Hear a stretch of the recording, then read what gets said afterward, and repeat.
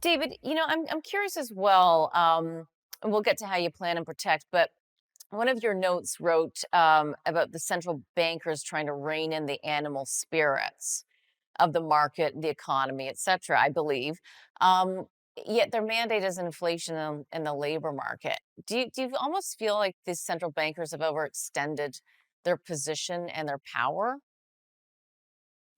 Well, I wouldn't go so far as to say that. When I talked about the animal spirits, when you talk about the labor market and inflation, I mean, those are influenced by aggregate demand.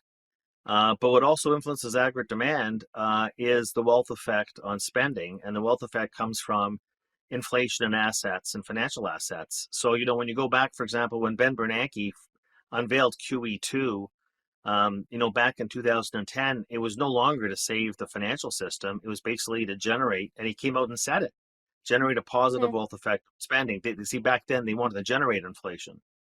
So you're not going to get disinflation in the CPI or disinflation in other metrics that they're focused on without generating disinflation and deflation in asset prices. They have to go together. So I would say that for sure the Bank of Canada will not say this publicly because they're going to say, oh, we want to take your prized asset, your beloved residential real estate, and deflate it. But I think they wouldn't be too unhappy if that were to happen because it would play in their Hmm. hands of doing what? Reduced asset prices. By the way, that also includes your beloved equity portfolio. That has to play a role in depressing aggregate demand growth. And so you're saying it's Hmm. not their mandate, but it's one of the vehicles they will have to use to bring aggregate demand into supply to get to their holy grail 2% inflation target. They're all Hmm. interconnected. Yeah. And when you look at the Canadian economy then and household debt, it's one thing to try to plan it perfectly, but we know that never happens. What do you see playing out in Canada? I see a rising default and delinquency cycle that hasn't come. We haven't seen the full effects yet because don't forget, and the same thing's in the United States. And this might come down to, when you talked about how confusing it is, indeed, what gave this consumer, which I call the Energizer Bunny, a lifeline, an extended lifeline, was all the lagged effects of the stimulus checks for everybody that have lingered on to this day. But that impact is dissipating.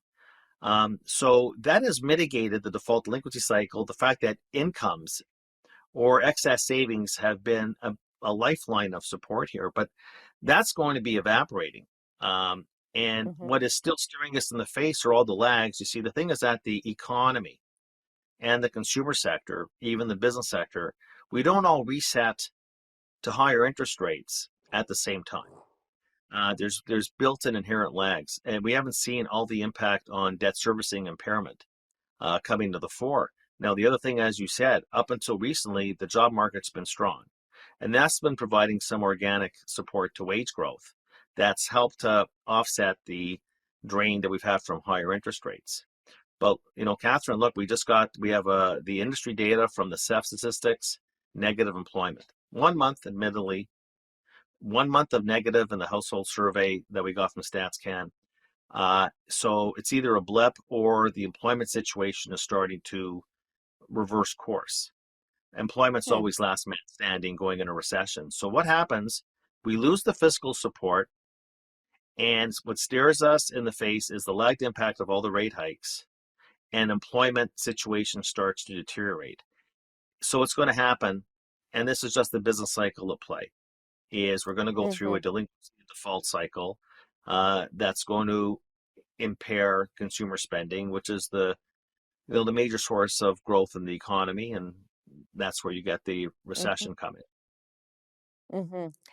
Do you see it maybe more dramatic, just given the incredible rise in house prices in Canada, more so than in other areas? I've been pretty bearish on house prices for a long time, and not been a good call. And that's one area you could say, wow, look at what's happened with interest rates, and what's going on in the GTA. I mean, it's gone crazy again, and Yeah. it's basically about supply and demand. When you have this degree of, you see, the thing is about immigration, which is a wonderful thing, obviously, for a lot of reasons, but this is not natural population growth where you're having kids and your kids will buy a home in 20 years. These people are coming in and they're forming themselves on housing Right. units right away, and that's creating the extra upward pressure that we're seeing in the residential real estate market. I'm not bullish on housing. I think it's way overextended, but I don't think it's going to crash. But I do think Hmm. that home prices are more likely to go down than up if you have a 12-month view from here. Understood. Okay, we'll take a quick break. We'll be right back.